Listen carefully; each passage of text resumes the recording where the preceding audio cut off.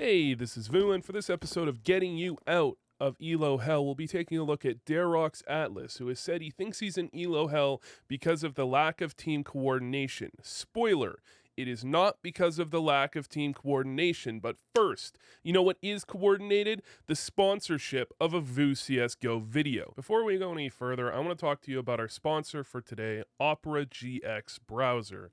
Integratable with tons of different gaming apps and websites, Twitch, Discord, WhatsApp, and the like. And as well, it's got an ad blocker you can turn on. Just don't use it on my channel.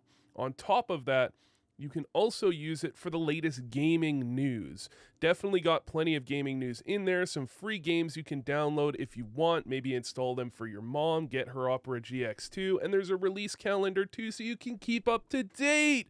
Buddy, you can also use it to integrate with Twitch and never miss one of your favorite female Twitch streamers, as you can be notified when they go live and you can see how much I love them. Absolutely love this. And you can also, because Opera GX wants to be good for everything that other browsers suck at, you can use it to limit your RAM usage and CPU usage. I know you want that. Easily adjust it so it doesn't affect your gameplay. You can also make it look different, make it look cool, turn it blue, red, purple, green, white, any color you want. Absolutely brilliant. Opera GX is free to download. There's giveaways on their Discord, and if you're on mobile, don't worry about that. There's a link for you as well. Download it. Opera GX, link in the description. He has said that I believe I'm in ELO Hell because of the lack of team coordination I have with the team, and more likely, they usually just stop trying throughout the game. I'm stuck in level 1 due to the fact that mostly every time I play, my teammates disconnects or just stop trying. And he says a little bit more, you can read it on the screen, but we'll be taking a look here. He's got a Deeg in hand, and this is a nice little jiggle there. You can see his opponent kind of sits still as usual at this type of rank. They don't really move, and you can just re-peek for the kill, but you will notice that Darrox Atlas forgets that Palace exists. Palace is an angle, and he's going to remember it exists, but he seems to, be a little bit more focused on ramp. Understandable as he goes to try and pick up the Galil. Certainly a good gun to be picking up. However, the problem is he again forgets that Palace exists. And I don't think this is a team coordination problem. This seems to be a self-coordination problem because Palace is definitely an angle that exists on the map of Mirage, and perhaps, Darrox Atlas, you should be aware of it. Into the following round, I kind of supported the idea of bringing a Deagle towards stairs, trying to get something done, but going into this round, he's going to go M4, body armor, and a flash. And one of the things you need to realize here is, especially when you're buying on third round, especially if your opponents had quite a few players alive on second round, in this case they didn't have too many alive, but even with 2, you have to assume they're probably going to have at least 1 or 2 Galils, or at least 1 or 2 Mac 10s, so you should be going for head armor for sure, and more likely he should have gone for something like a FAMAS and head armor, and he could have bought a little bit of utility with that as well. The thing on top of that you need to keep in mind is it is imperative for a connector player to have a smoke. It's actually very important to be able to use that to delay them in connector as long as possible. And also it's very important that as a connector player you play connector and not stairs. Stairs is not A. It's incredibly easy to go from connector to stairs if any pressure gets put on, or jump onto the box to cover Palace if you need to support your teammate. It's very easy for a connector player to flash for an A player. You don't need to be stairs.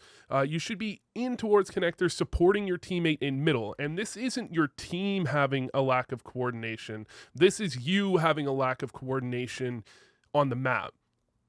Just in general, you want to be putting yourself in positions that can support your teammates, even if they're not communicating. Generally, those positions are quote unquote good spots and quote likely to do good things. A place like stairs, much less likely to get anything done unless your opponents are doing something dumb like lurking out dry consistently, and if they're doing that, you can definitely start countering that yourself later on, but they haven't shown anything like that so far. And on the rotate here, one of the things you want to be doing is you want to be getting as far forward in the site as possible early on, because you don't want to crowd the positions your teammates are going to rotate to. When your teammates rotate in, they usually get out to here because that's the easiest place to jump out window to get to in a safe fashion, right? It's very easy to get to that location. So if you're the first rotator and you've got time, you can make your way over to cat, which is pretty dangerous, but you can make your way to bench, you can make your way towards default, you can make your way to van maybe.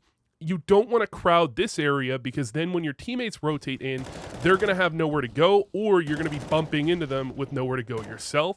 Along with that, with this smoke in the middle of the bomb site, you can really utilize that for your own benefit instead of playing right into what they want. That smoke allows them to come around the side of the bomb site and isolate you. You just played right into it. That's nothing to do with your team.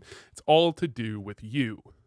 So if we skip ahead once again to round number 7 this time, we've got Derek's Atlas. He's got an M4, head armor, a kit, and 2 flashes against an opposing team that clearly has a decent amount of money.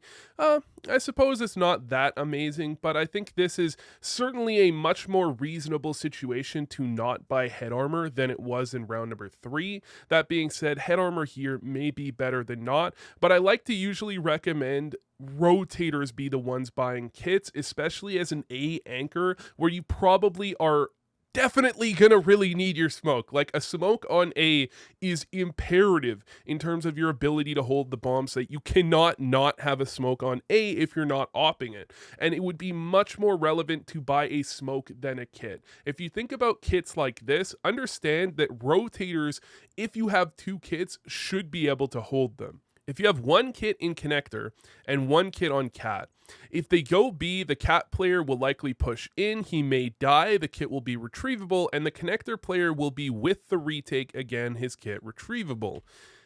If they are to go somewhere like, B, or A rather, the cat player is going to rotate off, the connector player is going to rotate in, those 2 kits remain retrievable.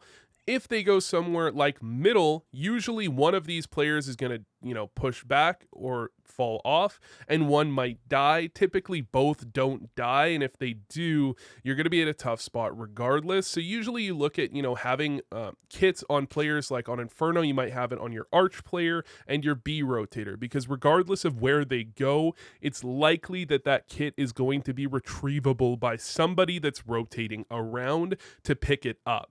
Now on this map, again, it's a little bit more complex because they could just both die in middle, but even if they do both die in middle, someone coming through jungle might be able to pick it up. Maybe the B player rotates off cat, that's good as well, and you can be buying yourself a smoke as the A player.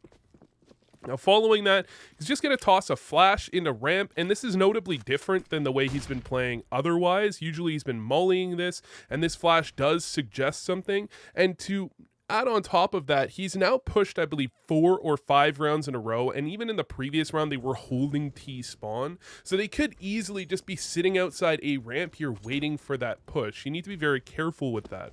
On top of that, this is not a play. Like, this is just really bad, really dumb. You should never be making that play. Sometimes you can make a play like that if your teammate has mollied out behind those boxes, but if they don't, you're literally just sitting in the middle of the open hoping that you can win a gunfight that you have a huge disadvantage in. You have no way of getting away if that fight goes wrong, but your opponent has easy ways of backing up if things go wrong for him. Now following this up, we're going to head into round number 9, and again, you need a smoke rather to play A. Your teammates can molly it for you, but get yourself a freaking smoke because you need to smoke off ramp.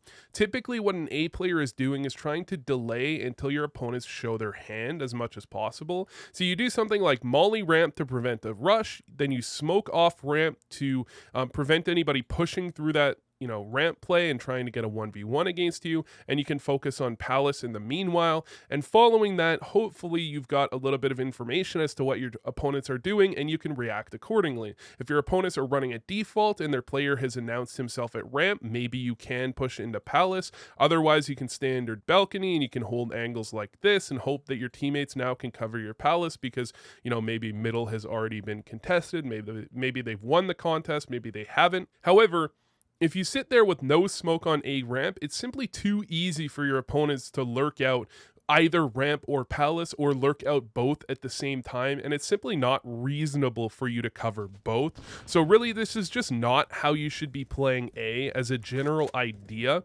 This is clearly a mistake in terms of the way he's playing A. Following that, making noise on balcony, not a great idea. Running back over to middle, I suppose makes some sense, but usually you'd think about pushing into a ramp. Holding an angle like on top of the flower pot here can be very effective if your opponents are rotating back over to A. Instead, by pushing up middle, he's going to force one of his B players to rotate over to A, which doesn't really make too much sense. And really, this isn't about coordination, this is just about bad rotations.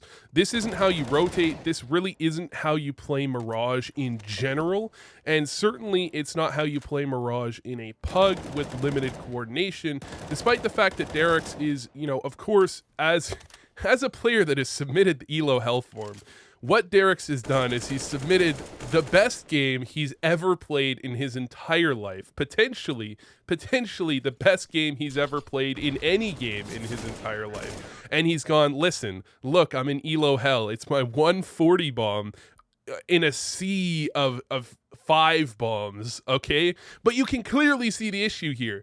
You're not in ELO Hell, you're bad. You're just bad.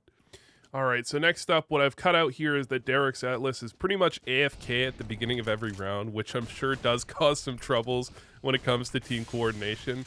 But he's going to get himself an op and play towards triple, and he's going to do something interesting in that he is just going to back and forth, peek left, then right, then left, then right, then left, then right, up until the point where he finally gets himself killed. And, it's not how it's done, okay? There's no coordinate. This is individually bad coordination. So skipping to the T side here, there's definitely a few things that he's going to be doing wrong. First off, if you're going to be making your way over to Palace, you want to be trying to get there relatively quickly if you can. So throwing that smoke as fast as possible and then running back over would be a good idea. And you can see here, part of the reason that pushing in Palace with a good spawn is important as a CT is because Derek's Atlas is going to get here late and this player is behind a pillar. Now, what you can often do to deal with this is if you're getting into Palace late, you either hold for quite a while behind this corner here in the back, which is a great angle to catch your opponents off guard, or you can push up hugging this right side wall in order to clear out all of these pillars that someone could be hiding behind. Instead, he's going to walk, which gives extra time to his opponent to get to position, and then start running here. There's no real reason to walk before that and then run once you get to hearable distance. Usually you want to do the opposite. You either run the whole way or you run until they can hear you and then you walk. You don't walk until they can hear you and then you run. That seems to be a bit pointless. And following that, with low health, even though a jump shotgun isn't necessarily going to go that well for the CT, a jump auto shotty at least, is not a jump mag 7, still he only has to hit you with a couple of pellets in order to kill you when you're starting at 20 health, so just sitting there and spraying at him as he's jumping typically isn't going to be going your way. For the final round we're going to take a look at here, it is round number 20. Derek's Atlas is going to be given the bomb. He's going to flash his team out A and then run all the way back over to B. And his team dies as he's running over to B. And this is like that meme where, the guy's on a bicycle. He puts a wood log in the spokes, and then he goes, freaking team chemistry. Oh, I couldn't do it without team chemistry. Oh my god. This game had absolutely nothing to do with team chemistry. And dear Lord, tell me he doesn't win this round. Surely he loses this.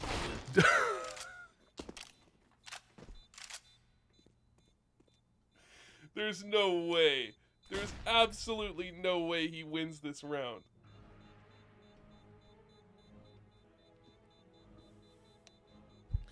All right. Okay, he managed to win the round.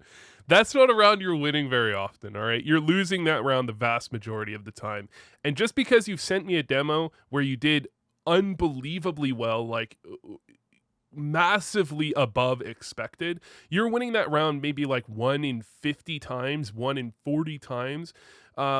Just because it went well doesn't mean it should have gone well, and that had nothing to do with team coordination. That was actually just really, really bad gameplay, encountering even worse gameplay from the opponents. So, if you want to submit your demos for this, go ahead and submit the form below the video. Shout out to Opera GX Browser. They made this video possible. The sponsor of the video, they sponsored the video. This is a sponsored video by Opera GX Browser, the sponsor of the video. Go download it in the description.